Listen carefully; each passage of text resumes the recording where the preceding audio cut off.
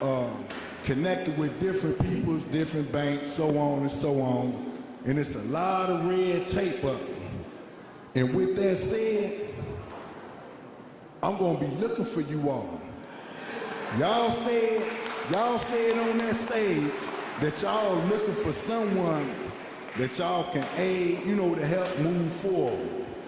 And to end this, I was in the street life, and I don't say that proudly. And no matter how immature I was, I made choices that I paid.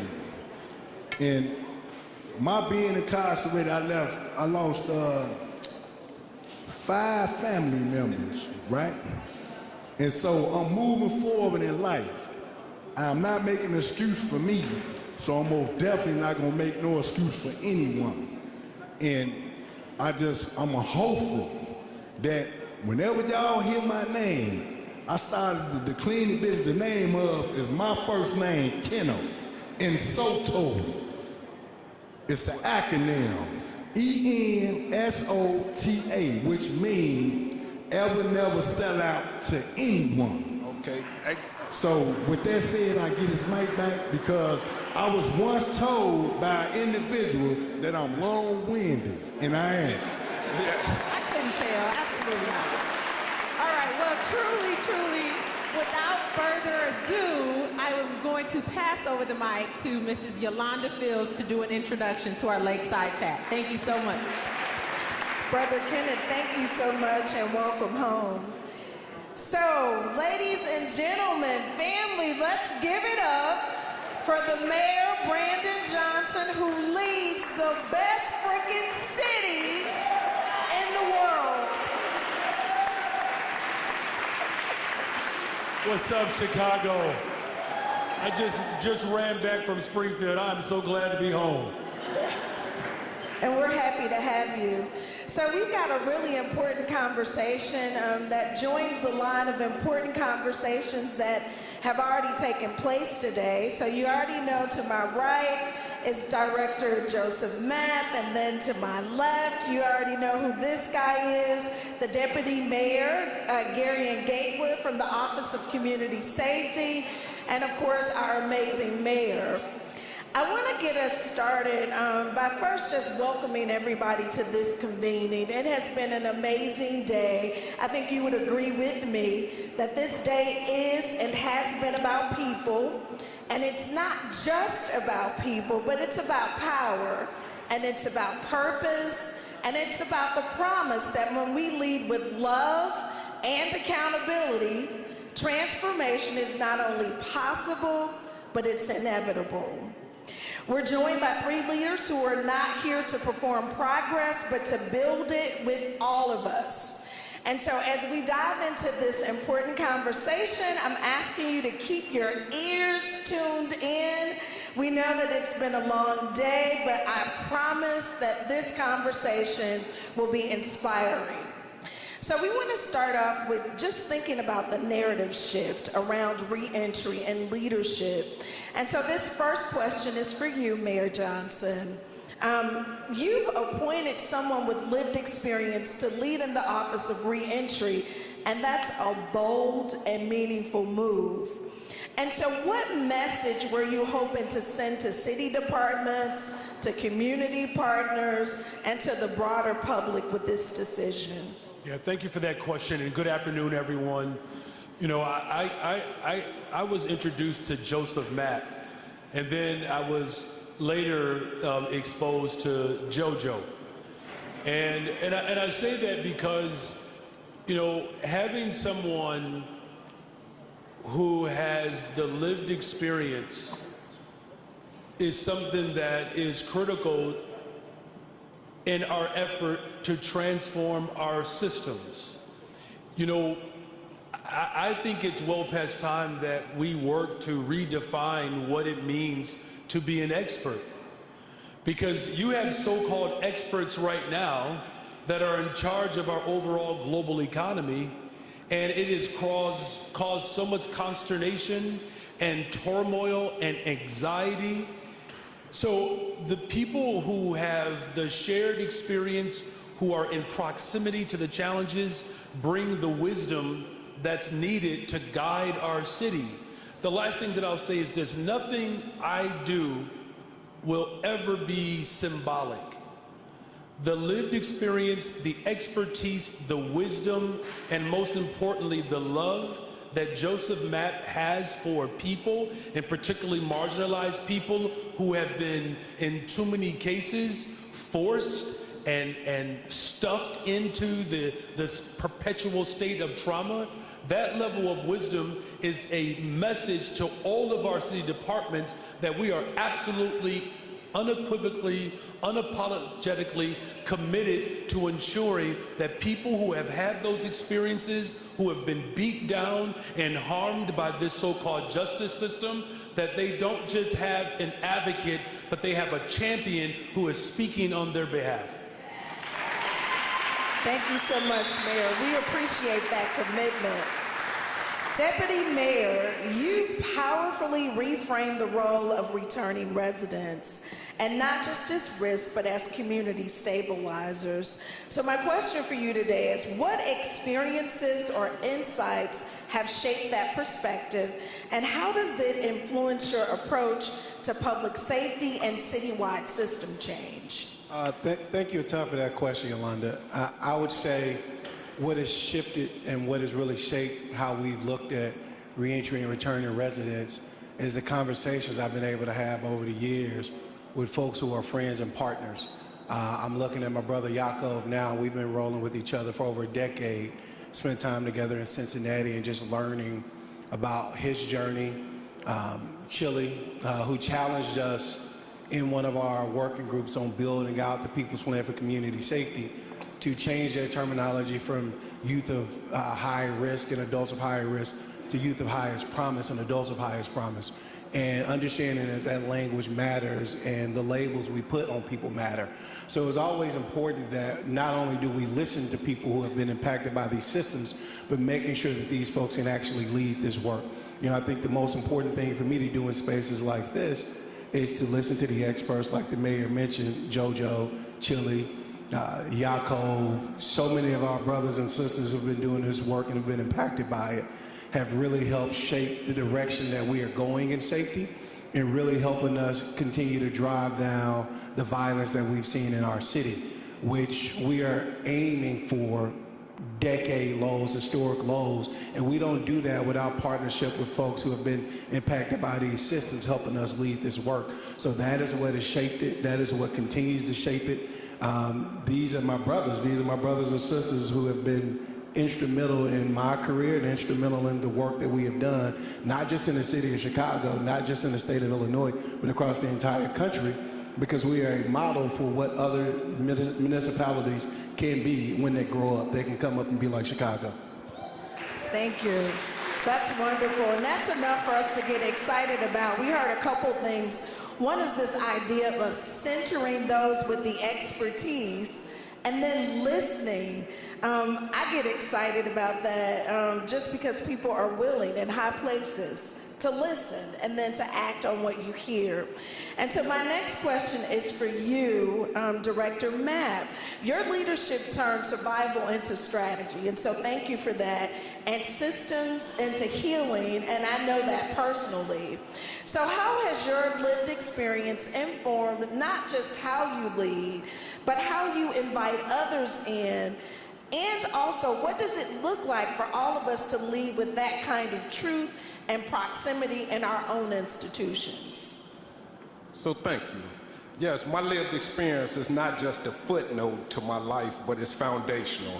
I base everything I do off my connection to those who are system impacted. I recognize that I would not sit here unless I was supported, unless I had a network of support that actually helped me walk through this journey called reentry.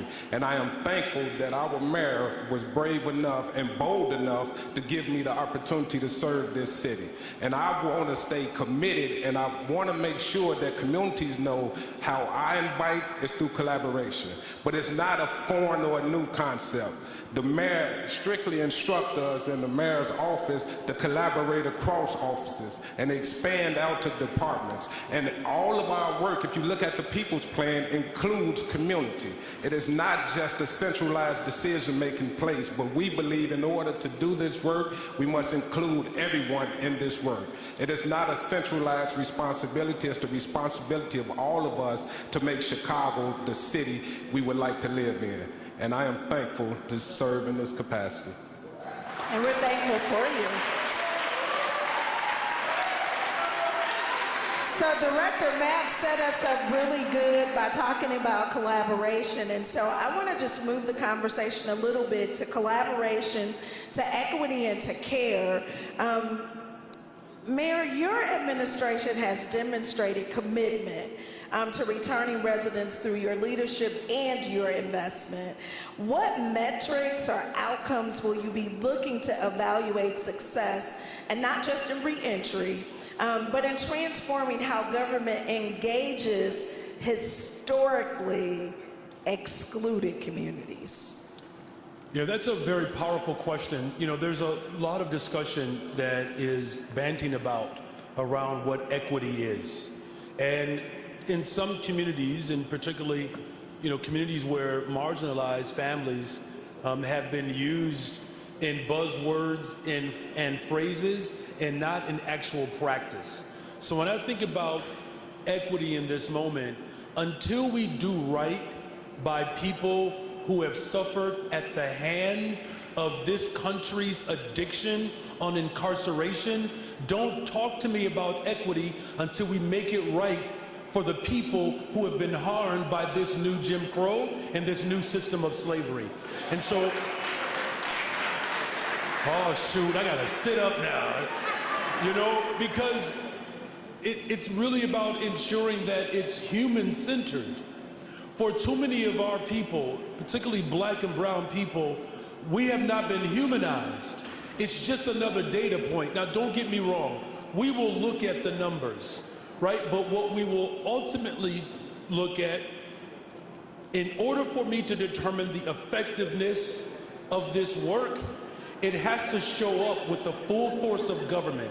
So when it comes to our HR, for instance, and how we reimagine and redo our hiring practice, it is harder to get a job with the city of Chicago than it is to become the president of the United States of America.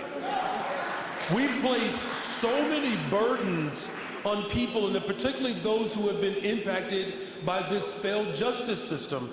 And so it's looking at how we do HR. It's looking at how we show up when it relates to job opportunities. When it comes to, I think the brother was alluding to this, creating a pathway where the entrepreneur spirit that lives inside of us naturally and innately, that our families have an opportunity to create other opportunities for folks. And look, I'll close with this. If there's one thing that I am clear about our people, our ability to innovate in order for us to survive is second to none.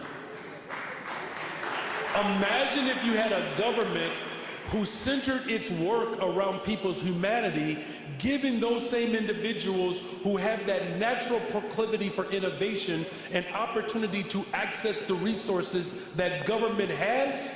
I'm talking about business corridors all up and through west, south, southwest, southeast that is made up of people in this room to ensure that they hire the very people where systems have been mean and rejecting of. Yep. Thank you. We felt his passion on that, did we not? So thank you so much for allowing your passion to guide your decision-making and centering all of the people of Chicago in that. So I want to just think about the intersection of violence prevention and reentry, and pose to you, Deputy Mayor, this question.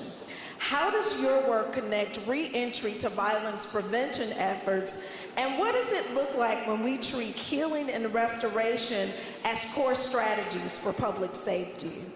Yeah, thank you, Yolanda. Look, as we look at violence prevention, I think most of you know, we've expanded the way we look at violence and how we prevent violence. prior to this administration, the response to violence was policing, right? And you sprinkle CVI in there, but what we have done is, because, you know, people often talk about, we ask police to do too much. Well, we've built systems now where there's a shared workload, and we don't have that workforce in community violence intervention, in victim services, in community health care workers and community outreach workers without returning residents. It is literally the cornerstone of how we are doing our work in the city in collaboration with the police department, our health department, our parks. All of our agencies show up in a way where they understand y'all are our partners, right? We sit in a place where every Monday morning throughout the summer, the first thing we see when we turn on the TV is news of violence, right? As opposed to news to talk about the work that folks like y'all are doing in your communities every single day to stop violence. So what we have to do is we have to continue to lift that up. And I think this has been a part of not only the structure of the People's Plan work, but really making sure people are understanding and really get the credit that they deserve for the harm that they are stopping in communities.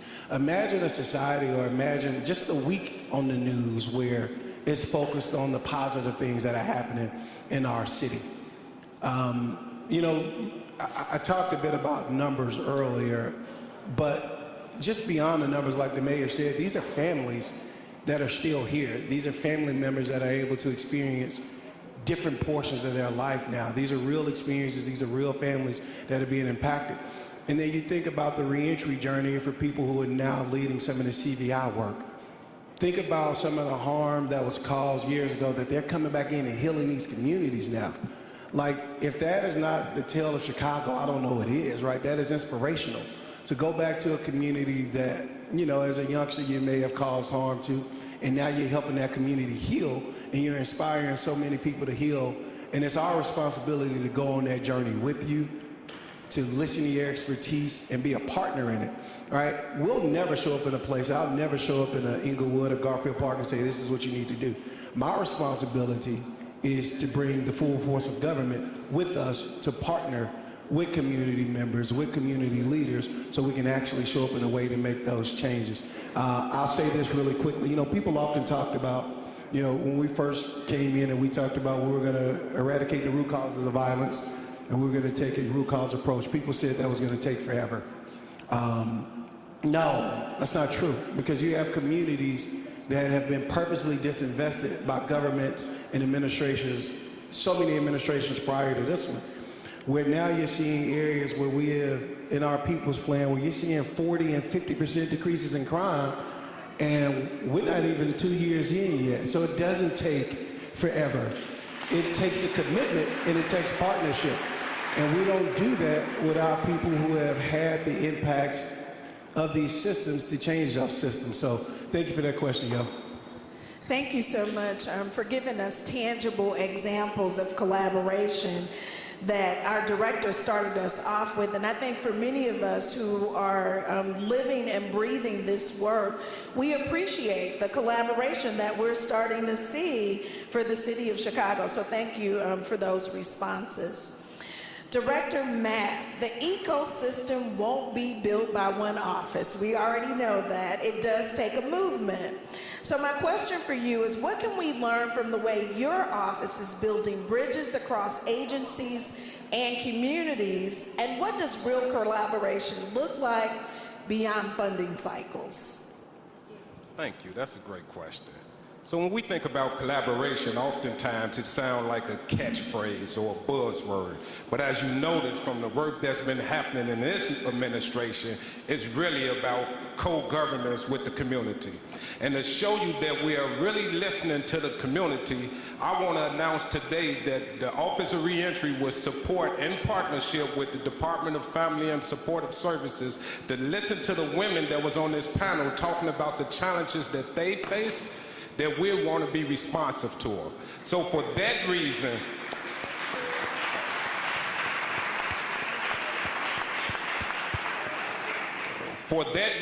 again, we're going to partner with the Department of Family and Support Services to stand up a women's dedicated community reentry support center. That, Give it up. That's big news.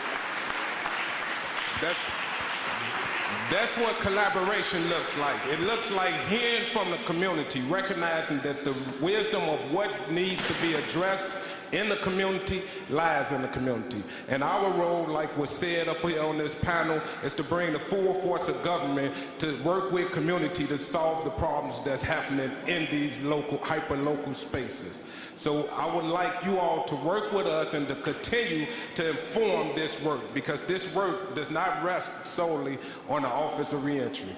I would like you all to continue to inform this work. We have a email address, Office of Reentry at cityofchicago.org, and that will be shared out. We've put up QR codes. These QR codes are not perfunctory. We actually want to hear from you so we can take the messages and the lessons that we've learned today, because this is not solely a convening, this is a commitment. And we're going to commit to work together to resolve a lot of these challenges that our communities face. Thank you. Thank you for giving us an example of what commitment actually looks like. And so that announcement today, I don't know, sisters, we should be really excited. We've heard our mayor talk about how he wants to center humanity. You know that we have been traditionally marginalized, and Director Mapp has announced that something is going to be done by that. So, I don't know, just give it up. It's exciting things happening in Chicago, and it should make all of us proud to be Chicagoans. I will say, Yolanda, I was a little bit nervous when he said he's going to make a big announcement, because I was like, oh, Lord, how much money did he commit? It's a good thing, and it's manageable, a great thing. right? That's right. Okay. That's right. So I want to talk a little bit about innovation, trust, and accountability. Mayor, you have spoken about building a Chicago that works for everyone. We've all heard you say that a number of times, especially those who have been marginalized. So how does reentry work fit into your broader vision of equity and systemic transformation?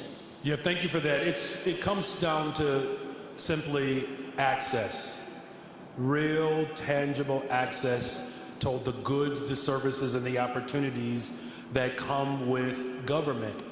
So for instance, one, I made a commitment to repopulate the city of Chicago, and particularly in the areas where we've seen depopulation, primarily on the west and south sides of Chicago. So we're building more affordable homes. 4,000 so far, 1,800 under construction. We'll have another 4,600 affordable homes over the next 18 months that we build. The Department of Planning and Development, $11 billion of planning and development dollars, $11 billion last year. That's more than what was done the previous 2 years combined. Why am I mentioning that? Is because within those development dollars, we're talking about 37,000 construction jobs. Easily 37,000.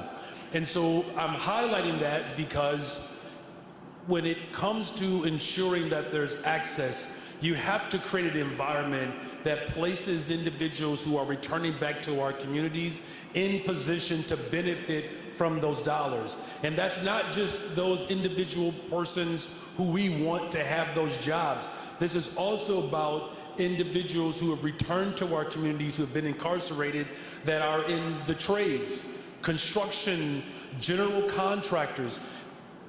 It's one thing to rebuild a community. It's another thing when the very community that had been disinvested in get to develop their own communities back. And that's what I mean by access, right? Here's a good positive note that I just believe this room should just know. Our community colleges are returning back, even extending well beyond pre-pandemic enrollment. 11, 12% increase in enrollment. The #1 subgroup of individuals that are registering in our community colleges are young black men. And the reason why I'm highlighting that is because we're working, and Alderman Burnett was just here. Y'all give it up for Walter Burnett, my vice mayor. He and I are working together, and we're hoping we can pull this together, where the Malcolm X campus we would build a campus that is solely dedicated to the trades. So individuals can come to Malcolm X College on a campus to get the training that they need so that they can be available for the 37,000 jobs that will come with that. And that also includes in our healthcare industry. What I want to do and what I want to see a Chicago where families who have, again, been harmed by the defunding of public accommodations, that public accommodations becomes a part of the rehealing of our people. As a former social studies teacher, I can tell you, descendants of slaves had 5 simple demands: education, healthcare, transportation, housing, and jobs. I will add a friendly amendment: environmental justice. If we do nothing based upon that question, we have to ensure that the same system that enslaved and incarcerated our people have to do right by the ancestors who demanded that those systems show up for our people. Thank you. You know, the crowd started off a little slow. I was a little concerned. Our mayor said some really important things. He talked about housing, an increase of affordable housing in Chicago. He talked about education, and he talked about employment. There's no way to talk about reentry without those 3 things. So let's give it up for the efforts that are happening here in our city, despite what's happening in Washington, D.C. I just had to throw that in. And so this question is for you, Deputy Mayor. What does city government need to do better to support grassroots and community-based organizations that are already doing the work on the ground? Well, I will tell you the main thing we have to do and we have to continue to do is we have to continue to listen.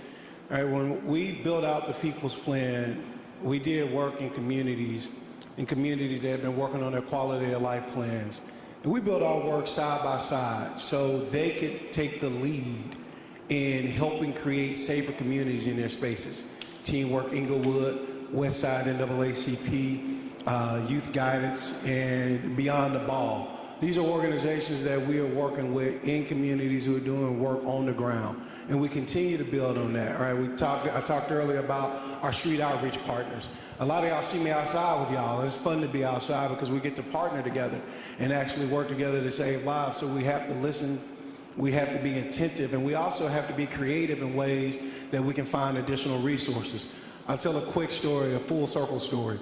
Years ago, I'm a retired lobbyist now. I'm starting to rub on my knee because he just came back down from Springfield. So in some of that work with the creation of the R3 and legalizing cannabis, it's just full circle, right? Because so many of our people were incarcerated for cannabis. And now the Office of Reentry is funded from cannabis dollars. So it's literally a full circle moment of coming back. Y'all can get louder than that. That was a smattering of applause. I want y'all to understand. There we go. Like, look, I know I'm not taking y'all to church and I know I'm not making them kind of announcements, but this is a full circle thing here where we have taken a system that has harmed our people, and whether they want to admit it or not, this is a form of reparations that are coming back around so our people have the resources that are necessary to continue to push our work forward. So we have to continue to listen to communities, and a lot of y'all were part of that work in building out the People's Plan. We had 300 people, 29 meetings. I'm looking at Lisa, who was right on the front line with us there, and we continue to build that out. So ultimately, it's our responsibility to listen and open up opportunities to continue to work together. And one of the big things that we listen to people on, we've done this a couple of times, hiring fairs, not job fairs. We take hiring fairs to the block. We were in Garfield Park, we were in Inglewood, and in Inglewood we had a hiring fair along with the Cook County Workforce Partnership, Shot Cook Workforce Partnership. 1,200 people in Inglewood showed up, and you know, on some hands they'll tell you people don't want jobs. That is not the experience we have had. Right, 1,200 people showed up in Inglewood, over 1,000 people showed up in Garfield Park, and then we had one in partnership that was downtown, and it was a hospitality one, where last year they had 1,300 registrants, this year they had 2,600 registrants. So we have to continue to listen to people, and instead of people having to come to City Hall for us. We're bringing the cabinet to communities, to blocks, to work with folks. Because again, I know a lot of y'all will take back the block, and we're looking forward to doing that again this summer. But it is literally doing this in partnership. I like your support. You're clapping for everything. All right, cool. All right, thank you. So thank you for that. And we are excited just to see the opportunities that have come into community. And this idea of meeting us where we are is one that we applaud this administration for. So thank you.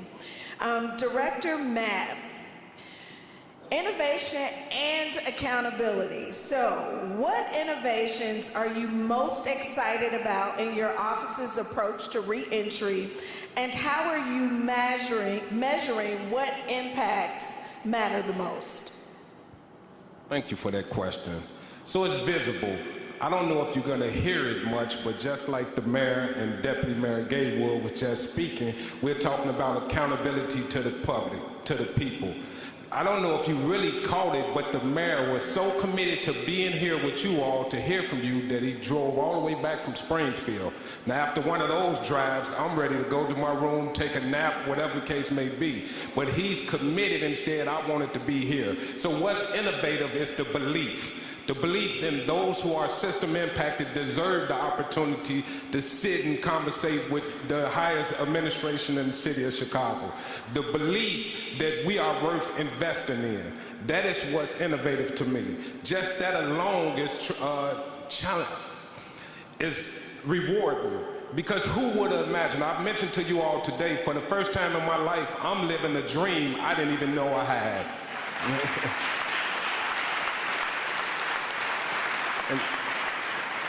And not only did the mayor mention that Chicago is probably one of the hardest places to get employment, he didn't tell you that he's directed this office to begin to look at hiring policies. That's why we're partnering with the Department of Human Resources. That's why we're partnering with Department of Family and Supportive Services, because we're beginning to explore not only the policies, but the practices. Because we know practices, although they're not written, they're still carried out with weight. But we're looking at these practices as well. And this was the direction of our mayor. So when we talk about beliefs and how that changes what happened, how that really shapes the narrative, because how you consider a people gonna determine how you deal with a people. And he considered the city very important. He considered us and this population and all the populations of Chicago, but he recognized the returning population has been disinvested in. And he's beginning in this administration to make sure that we start this process of building one another up together. And I am thankful for that. Yeah, so are we. We are thankful to our mayor for, again, centering us, but also for understanding what it is that we face and then being willing to have the courage to face it. So thank you so much for that. Our time went by so fast. I can't believe that it's up. But before we close, I'd like to ask each of you one sentence that you would give to every person in this room to remember as they return to their role in this work. So one sentence. I'm going to start with you, Director Matt. Man, I'm self-identified long-winded talker, so one sentence is difficult. but I would say it's your turn and it's your responsibility. Lean in and look for ways to add value to this work. I love that. Lean in. We are leaning in. All right. Deputy Mayor, what you got? Every door you open is your responsibility to leave it open for the person behind you. Don't you ever walk in the door without helping somebody else out. And that's what we take from this. Wow. That was quite a challenge. We're leaving the door open. And then we are going to ask you, Mayor, that one sentence for us. You are seen. You're seen. You'll never be ignored ever again as long as I'm mayor of this city, And I will just close with one little story here, because it is personal. because the criminalization of our people comes in multiple facets. For my older brother Leon, who had untreated trauma, who had a severe addiction with drugs, died addicted and unhoused. And he was my hero, larger than life, but yet somehow no one saw him. I've made it my purpose as mayor of the city of Chicago, in honor of my brother. Our people will always be seen, so see other people. That's powerful.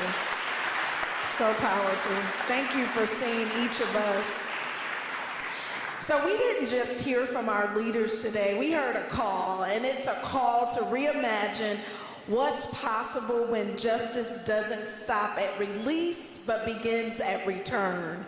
When government sees its role not just as service provider, but co-conspirator in healing. So here's the invitation for each of us. Let's leave this room not just inspired, but united.